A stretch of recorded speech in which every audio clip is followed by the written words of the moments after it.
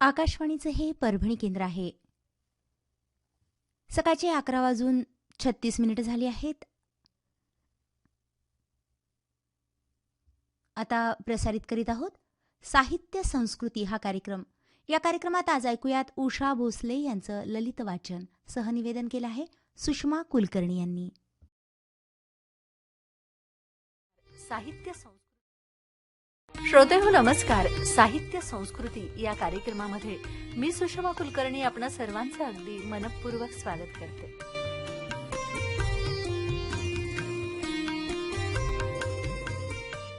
श्रोतेहो, सासू सुनेचं नातं म्हणजे केवळ दोन पिढ्यांमधलं अंतर नाही, तर दोन वेगवेगळ्या अनुभवांची, अपेक्षांची आणि संस्काराची वीण असते. कधी तणावाची, कधी समजुतीची, तर कधी मायेच्या धाग्यांनी गुंफलेली ही नाती समाजात कायम चर्चेचा विषय राहिली आहेत. अनेकदा गैरसमज, अपेक्षा आणि बदलत्या काळाची टक्कर या नात्याला कठीण बनवते. मात्र या नात्यात समज, संवाद आणि स्वीकार असेल तर तेच नातं आधाराचंही ठरू शकतं. श्रोतेहो, आजच्या आपल्या साहित्य संस्कृती या कार्यक्रमामध्ये आपण सासू सून नात्याची गुंफण या ललित लेखाचा आस्वाद घेणार आहोत. लेखन आहे उषा भोसले यांचं.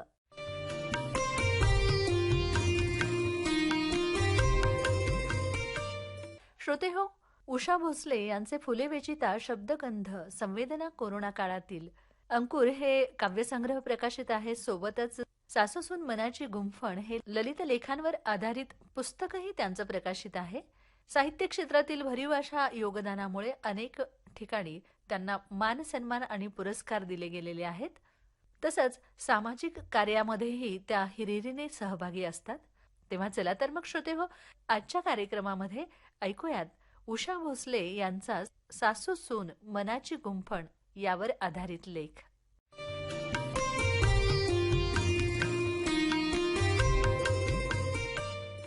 नमस्कार. सासू सून मनाची गुंफण याचा आपण आढावा घेऊया. सासरी गेल्यास तुझे कसे होणार, हे माझ्या आईचे नेहमीचे वाक्य. ती म्हणे, इथे आई सगळे सांभाळून घेते, तिकडे सासू कशी करेल, तुला आईने हेच शिकवले का, असे म्हणेल. हे ऐकून आईला लेकीची खूप काळजी आहे हे माझ्या बालमनाला समजून येई. जसा प्रत्येक मुलीच्या आईला प्रश्न पडतो, तसाच माझ्या आईच्या मनात हा प्रश्न नेहमी येई. आपल्या मुलीने चांगले वागावे, चांगल्या गोष्टी शिकाव्या, सगळ्यांचा मान ठेवावा, असे तिला सतत वाटे. महत्त्वाचे म्हणजे स्वयंपाकात सुगरण व्हावे, यासाठी तिचा खूप अट्टहास असे. दुसऱ्या सगळ्या मुली गुणी आहेत आणि आपण मठ्ठ गोळा आहोत, असे मला मनोमन वाटे. मी माझ्याच अल्लडपणात, आपल्याच नादात असे. आई काय म्हणते याकडे माझे दुर्लक्ष होई. मी सगळं विसरून जाई. माझ्याकडून थोडीही चूक झाली किंवा मी कामात आळशीपणा केला की मला पुन्हा आईचे सासर पुराण ऐकावे लागे. मी मोठी होत चालले तसे तसे हे सासरचे पारायण जास्तच होऊ लागले. माझं लग्न झालं आणि मी सासरी गेले. माझ्या अनुभवातील सासू सुनेची पहिली जोडी मी व माझ्या सासूबाई. लग्नाआधी मी सासूबाईंना व त्यांनी मला पाहिलं नव्हतं. माझे लग्न लहान वयात झाल्यामुळे म्हणण्यापेक्षा लग्न झाले तेव्हा मी शाळेत शिकत असल्यामुळे माझ्या मनात सासू सून या महान नात्याबद्दल काहीही विचार केला नव्हता. मला त्याची कसलीही माहिती नव्हती, अभ्यास नव्हता. माझी आई आणि आजी ही जोडी सासू सुनेची होती, पण माझी आजी मी खूप लहान असताना वारली. त्यामुळे सासू म्हणून माझ्या आजीचे वागणे, गुणदोष, आचपेच, खरे खोटे यातले मला काहीच माहीत नव्हते. सून म्हणून आईची भूमिका कशी झाली हेही माहीत नव्हते. आज सासरी माझा दिवस उजाडला. मनात बऱ्याच मागच्या गोष्टी तरळून गेल्या.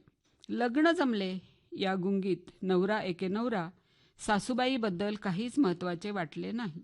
आता मला आईचे त्यावेळचे शब्द आठवले. तुझे कसे होणार सासरी गेल्यास.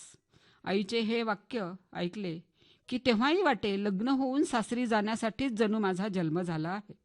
सासरी जाऊन नीट वागावे, माहेरचे नाव उंच करावे, दोन्ही कुळांचा उद्धार करावा, हेच माझ्या जन्माचे मुख्य उद्दिष्ट आहे, हे माझ्या मनावर हळूहळू बिंबवले होते.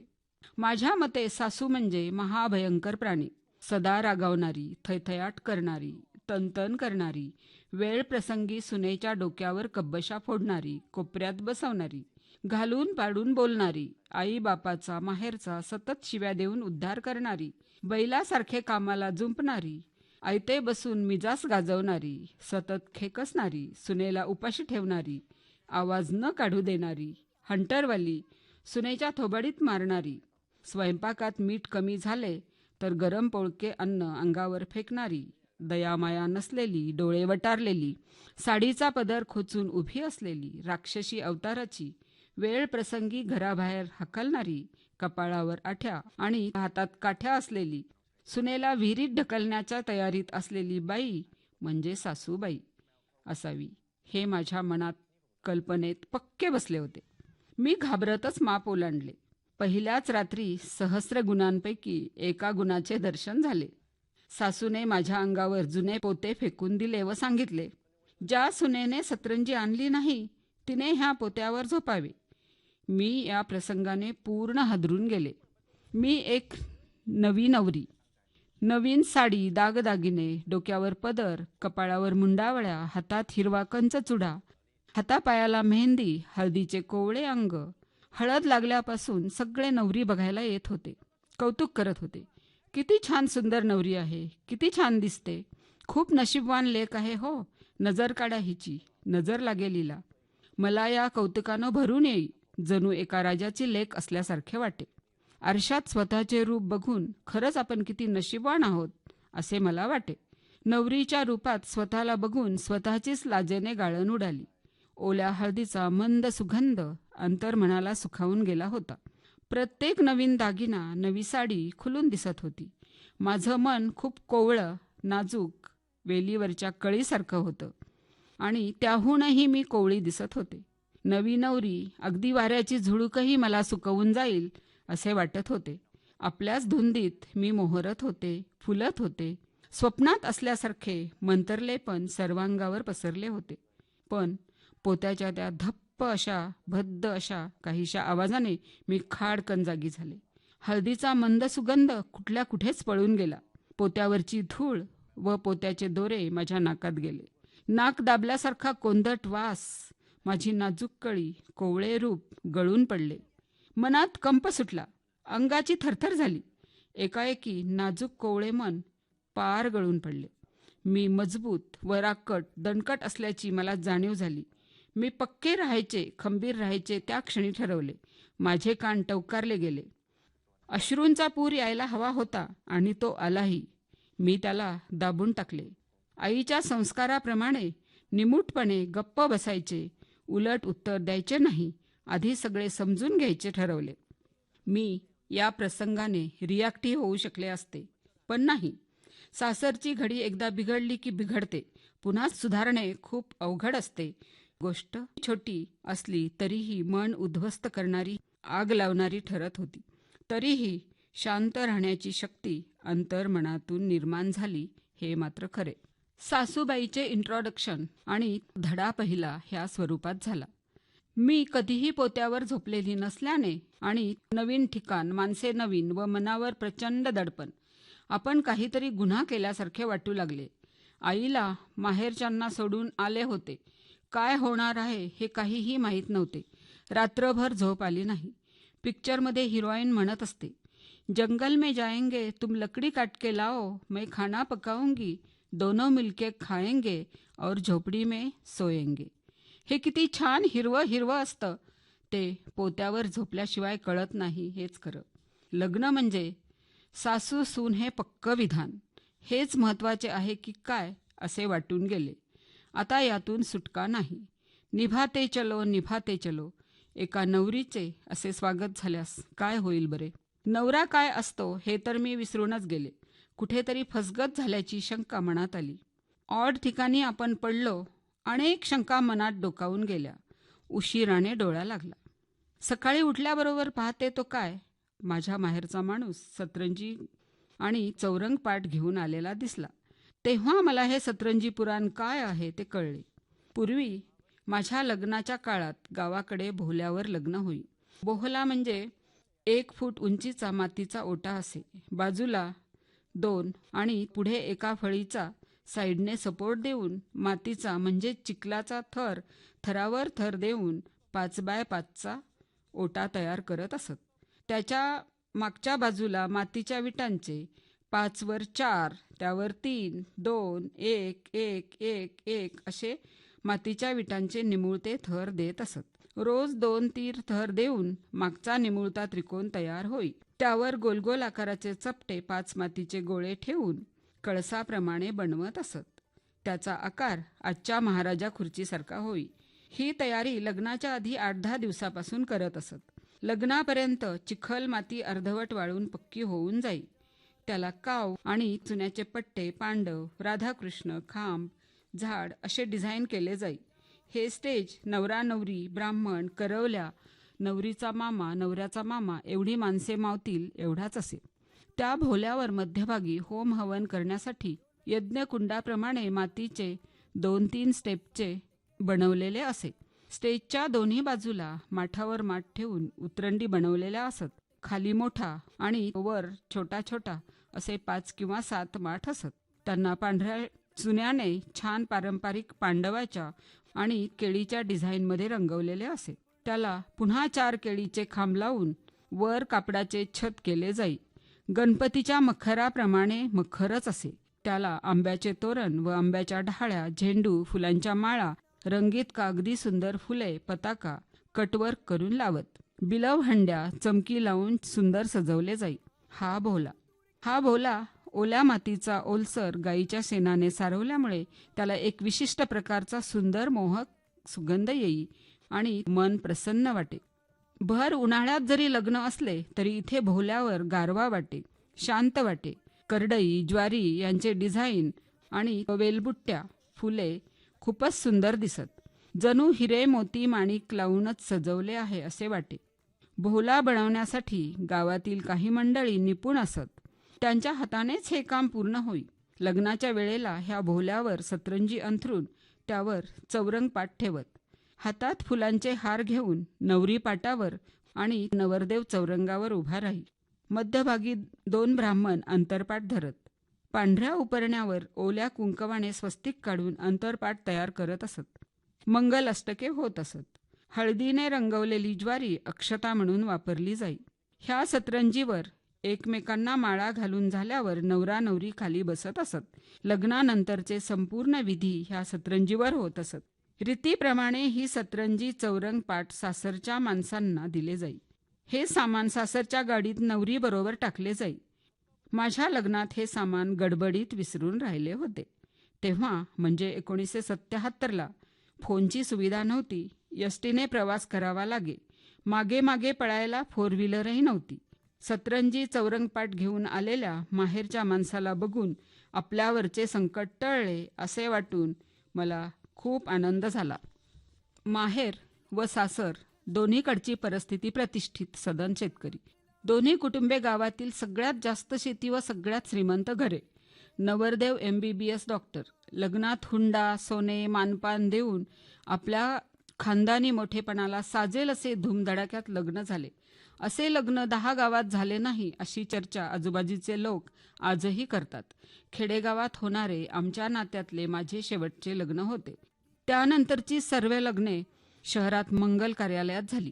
मी सगळ्यांना गमतीने म्हणत असे, तुम्हाला भोल्यावर चढणे काय आहे ते माहीत नाही. तुमची लग्ने स्टेजवर झालीत. श्रीमंत शेतकऱ्याची लाडकी लेक असूनही माझ्या वाट्याला असा प्रसंग आला. छोट्याशा क्षुल्लक कारणावरून सासूबाईंनी आपला तोरा दबदबा दाखवला. चूक शोधून काढून ही सासू चुका माफ करणारी नाही, गप्प बसणारी नाही हे मला दाखवून दिले. अशाच क्षुल्लक कारणावरून गोष्टी मोठ्या होत असतात. कुणाच्याही वादाचे कारण तेल मीठ यापेक्षा वेगळे असेल असे मला वाटत नाही. त्याचे रूप बिघडल्यास, रूप मोठे झाल्यास कित्येक सुना त्यात भरडल्या जातात. पूर्वी त्यांना झालेल्या त्रासाचा, सासूरवासाचा बदला, सूड पुढच्या सुनांवर काढला जातो हे मात्र नक्की. मी लग्न होऊन नवऱ्याची राणी झाले त्यापेक्षा कडक रागीट सासूची सून झाले हे प्रकर्षाने जाणवले. हे आपल्याकडे पिढ्यानपिढ्या असेच चालत आले आहे. अनेक स्त्रिया या प्रवृत्तीच्या स्वतः बळी ठरल्याच, पण त्यांनी आपल्या सुनेलाही याच रूढीखाली दाबले, भरडले. त्यांचं जगणं एका दबावाच्या ओझ्याखाली जमेल तेवढं जास्तीत जास्त दाबून टाकलं आणि त्याचा परिणाम अख्खी स्त्रीजात जास्तच मागे राहिली. तिला त्याच्या बाहेर पडता आलेच नाही. माझ्या मोठ्या जाऊबाई सून म्हणून माझ्या आधी या घरात भूमिका निभावत होत्या. त्यांचे जीवन खूपच कष्टात गेले याचा मला उलगडा झाला. त्या माणूस असूनही एका मुक्या गाईसारख्या होत्या, शांत पवित्र. सासूबाई म्हणजे एक कर्तृत्ववान, संपूर्ण ज्ञान असलेली कष्टाळू हुशार बाई. सासूबाई अशा होत्याच, यात काही शंका नाही. सासूबाईच्या धडाडीला व कर्तृत्वाला, त्यांच्या कष्टाला मी आजही त्रिवार सलाम करते. पण सुनेशी वागताना त्या पिढ्यानपिढ्या चालत आलेली परंपरा जोपासत होत्या, त्याला खतपाणी घालत होत्या. माझ्या जाऊबाई गरीब स्वभावाच्या व खूप मायाळू होत्या. त्यांची आई त्यांच्या लहानपणीच देवाघरी गेली होती. आईची माया काय असते त्यांना ठाऊक नव्हते. सासूचा सरळ शब्द कधी ऐकला नाही. निमूटपणे बिनभोबाट सगळे सहन करायचे. कुणापुढेच मन मोकळे करता येण्यासारखे नव्हते. काहीही आवाज न करता सांगितलेली कामे पार पाडणे, स्वतःचे डोके न वापरता. त्या हुशार सासूबाईचे म्हणणे त्या म्हणतील तेच खरी अशी परिस्थिती होती. त्यांच्या पदरात 5 लेकरे.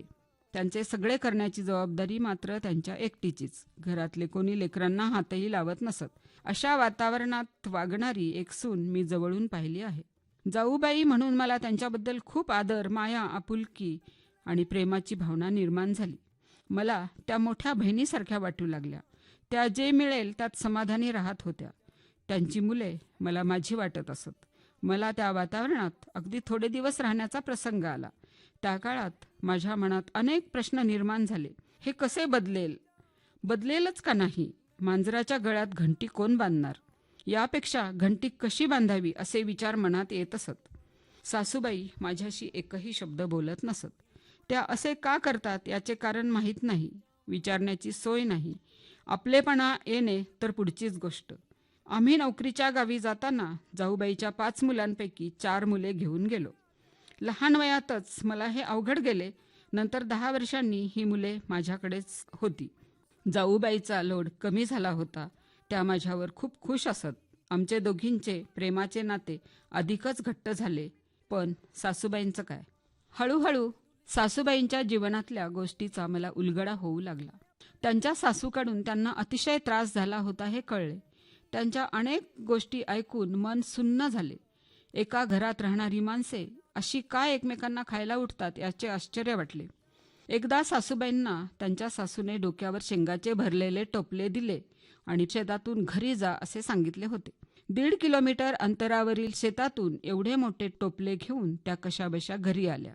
घरी आल्यावर शेंगा कमी झाल्या, रस्त्यात कुणाला दिल्यास यावरून सासूबाई खूप भडकल्या. त्यांनी अकांड तांडव केले. टोपले हलून हलून शेंगा खाली गेल्या होत्या हे त्यांना कसे आणि कोण सांगणार होते. शेंगाच्या कारणावरून माझ्या सासूबाईंना लादणीत कोंडले. लादणी म्हणजे मोठ्या वाड्यातले तळघर. त्याला एकही खिडकी नसे. दिवसाही तिथे अंधार असे. आत जायला एक छोटेसे दार, तेही अर्धे जमिनीत गेलेले असे. आत उतरताना उडी मारूनच उतरावे लागे. दार लादणीच्या आत उघडले जाई, त्यामुळे तिथे पायरी करणे शक्य नसते. अशा कैदखान्यात कोंडण्याची शिक्षा त्यांना झाली. दिवसातून एकदा लादणीचे दार उघडले जाई, भाकरी व पाणी दिले जाई. चला, सून मरू नये ही तरी भावना होती म्हणायचं त्या काळात. अंधारी कोठडी, श्वास घेणेही अवघड. दाराला फटी असल्यामुळे सकाळ झालेली आणि रात्र झालेली समजे. किडे, मुंग्या, उंदीर, साप यांची भीती, रडणे, दुःख ह्या गोष्टी तर कुणाच्या गिनतीतही नव्हत्या. असे 4 दिवस कोंडून ठेवले होते. बापरे! वसुदेव व देवकीलाही अंधाऱ्या कोठडीत टाकले होते. तिथे आपली काय गत असे माझ्या सासूबाईंना वाटे. ही शिक्षा देणारा दुष्ट कंस काय किंवा त्यांची सासूबाई काय, कोणीही असो, त्याचा त्यांना काय फरक पडणार होता. एका बाईकडून एका बाईला अशी वागणूक मिळते. किती किती वाईट होता तो काळ.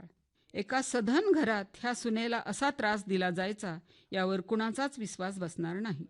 हे सगळं सासूबाई आम्हाला सांगत असत. त्यांना हे सगळं सांगताना स्वतःचा अभिमान वाटे असे त्यांच्या चेहऱ्यावरून स्पष्ट दिसत असे.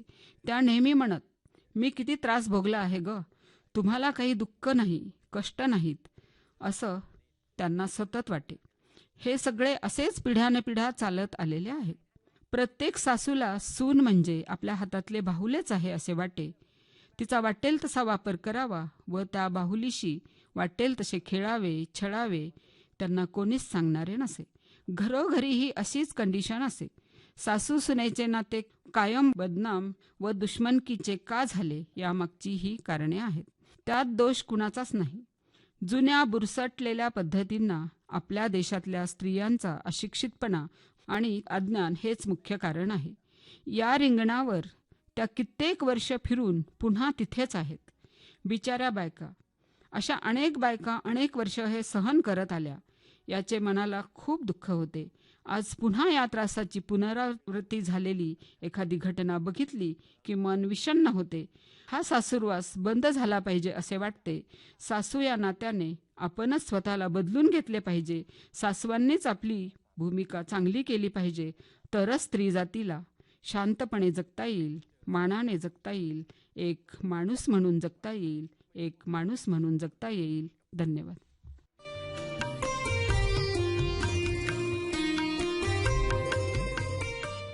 श्रोतेहो, आत्ताच आपण सासू सून नात्याची गुंफण हा उषा भोसले यांचा ललित लेख ऐकलात.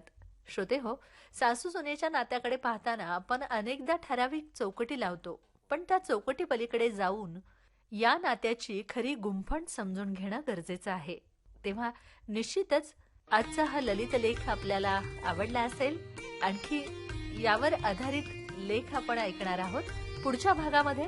तोपर्यंत श्रोते हो, मी सुषमा कुलकर्णी आपली सर्वांची या कार्यक्रमातून रजा घेते, कारण आता कार्यक्रमाची वेळ संपत आलेली आहे. तेव्हा पुन्हा भेटूयात आपल्या साहित्य संस्कृती या कार्यक्रमात. नमस्कार.